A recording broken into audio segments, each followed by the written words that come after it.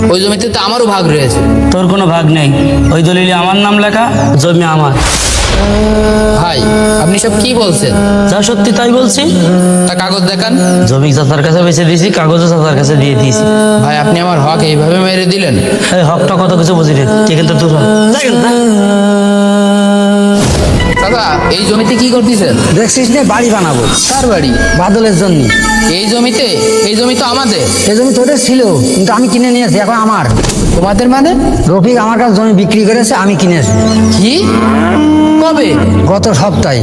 চাচা এই জমি তো আব্বা আমাকে দুইজনের নামে ভাগ করে দিয়েছে, আমিও তো অংশীদার। অংশীদার হলে কাগজে তোমার নাম থাকতো, কিন্তু কাগজে তোমার নাম নাই, কাগজ তো আমার নামে। তোর ভাই আমার আব্বার কাছে জমি বিক্রি করেছে, আমার আব্বার জমি কিনে নিয়েছে। আমরা এখন আমার জন্য এখানে বাড়ি বানাবো, ব্যাস কথা শেষ।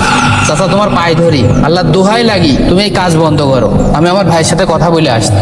কাজ বন্ধ হবে না। যত পারিস কথা বলে নিগা, কাজ কোনো সময় বন্ধ হবে না, এখান থেকে একটা ইটও নড়বে না। ভাই আপনি উত্তরপাড়া জমিটা চাচার কাছে বিক্রি করেছেন? তোর কাছে কেটা বললো? কেন চাচা ওই জমিতে বাদলের জন্য বাড়ি বানাচ্ছে। তো তো মানে ওই জমিতে তো আমারও ভাগ রয়েছে। তোর কোনো ভাগ নেই, ওই দলিলে আমার নাম লেখা, জমি আমার। ভাই আপনি সব কি বলছেন? যা সত্যি তাই বলছি। তা কাগজ দেখান। জমি চাচার কাছে বেঁচে দিয়েছি, কাগজও চাচার কাছে দিয়ে দিয়েছি। ভাই আপনি আমার হক এইভাবে মেরে দিলেন? এই হকটা কত কিছু বুঝি রে, তুই কিন্তু তুই হুজুর আমার ভাই উত্তরপাড়ার জমিটা জলিল চাচার কাছে বিক্রি করে দিয়েছে। ইন্না আলিল্লাহ। বাবা একটা কথা শোন, ভাইয়ের হক মারা অনেক বড় গুনাহ। দুনিয়াতে হয়তো কেউ ধরবে না, কিন্তু কেয়ামতে আল্লাহ ছাড়বে না। হুজুর আমি এখন কি করব? তোমার ভাইয়ের সাথে আমি একবার বসবো। হুজুর আপনি যদি একটু কষ্ট করে আমাদের বাসায় আসতেন।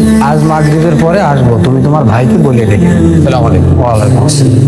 আসেফ চাচা আসসালামু আলাইকুম। ওয়ালাইকুম আসসালাম, বসো বাবা। চাচা আমার ভাই উত্তরপাড়ার জমিটা জলিল চাচার কাছে বিক্রি করে দিয়েছে, কালকে যে দেখি বাদলের জন্য বাড়ি বানাচ্ছে। বলো কি? চাচা হুজুর মাগরিবের পর আমাদের বাসায় আসবে, আপনি যদি একটু আসতেন। ঠিক আছে, আমিও আসবো। হুজুরের কথা রফিক ফেলতে পারবেন। ওই জলিল চাচাকেও ডাকবানে। হ্যাঁ ডাকো। ঠিক আছে চাচা আসি, আসসালামু আলাইকুম। আচ্ছা বাবা যাও। রফিক, তুমি কি উত্তরপাড়ার জমিটা জলিল চাচার কাছে বেচেছো?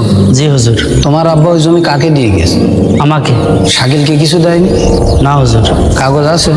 হ্যাঁ, চাচার কাছে জমি বেচেছি, চাচার কাছে কাগজ আছে। জলিল ভাই কাগজটা একটু দেখান। হুজুর কাগজ বাদলের কাছে, বাদল সহজে গেছে। আচ্ছা কাগজ মাগজ থাক। রফিক, মৃত্যুর আগে তোমার আব্বা আমার ডাকছিল, এই কথা কি মনে আছে? মনে আছে হুজুর। ওসিয়াতে কি বলেছিল? আমি বলছি, মিয়া ভাই আর আমার সামনে তোমার আব্বা বলছিল যে হুজুর দুই ভাইকে সমান ভাগে ভাগ করে দেবো, কাউকে ঠকাবো না। বলো এই কথা বলছিল কিনা? বলেছিল। তাহলে এখন বলছো তোমার আব্বা তোমাকে একা লিখে দিয়েছে, কিভাবে? হুজুর আমার আব্বা পরে আমাকে আলাদাভাবে লিখে দিয়েছে। কখন? মৃত্যুর কিছুদিন আগে। তখন তোমার আব্বার কেমন অবস্থা ছিল? বিছানায় পড়েছিল, বিছানা থেকে উঠতে পারতো না। আচ্ছা আমার এই কথাটা বলো তো, যে বিছানা থেকে উঠতে পারছে না, সে রেস্টি অফিসে কি করে গেল? উকিল বাড়ির বাড়ি নিয়ে আসছিলাম। কে ডেকে আনছিল?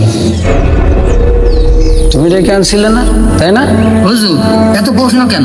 জমির দলিল আমার নামে, জমিও আমার। জলিল ভাই একটু থামো। হাদিস শরীফে এসেছে রাসূলুল্লাহ সাল্লাল্লাহু আলাইহি সাল্লাম বলেছেন, যদি কোনো অসুস্থ ব্যক্তি জমির 1/3 অংশের বেশি লেখে তাহলে সেটা শরীয়তে বৈধ না, যদিও বা তার অন্য শরীকরা রাজি না থাকে। রফিক, তুমি যদি সত্যি জমি একা পেয়ে থাকো তাহলে বিক্রি করার আগে ভাইকে কেন বলো না? কারণ তুমি জানো এ জমি তোমার একা না। শোনো বাবা, দুনিয়ার কাগজ তুমি বানাতে পারো, দলিল লেখাকেও ম্যানেজ করতে পারো, কিন্তু আল্লাহর কাছে যে কাগজটা আছে ওইটা তো বদলাইতে পারবে না। কিয়ামতের দিন তোমার ভাই তোমার সামনে দাঁড়াবে, তোমার হাতটা ধরে বলবে, ই আল্লাহ, এই আমার ভাই, এই আমার হকটা মাইরা খাইছে। তখন তুমি কি উত্তর দিবে?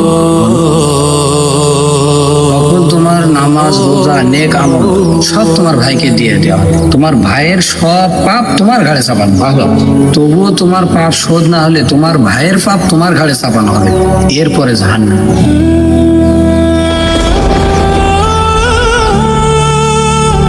চিন্তা করো বাবা, মাত্র 7 শতক জমির জন্য আখিরাতটা নষ্ট করবো? হুজুর আমি আমি ভুল করেছি। আলহামদুলিল্লাহ, সত্য স্বীকারের চেয়ে বড় সাহস আর কিছুই নেই। হুজুর এখন আমি কি করব?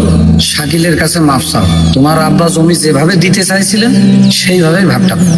হুজুর তাহলে আমার টাকা? জলিল ভাই, আপনি জমি কিনেছেন রফিকের কাছ থেকে, পুরো জমিটা তো রফিকের না, অর্ধেকটা শাকিলের। তাহলে শাকিলের টাকাটা আপনি শাকিলের কাছে ফিরিয়ে দেন। শাকিল, আমার মাফ করে দিস ভাই, আমি লোভে পড়ে করে ফেলেছি। মাশাআল্লাহ।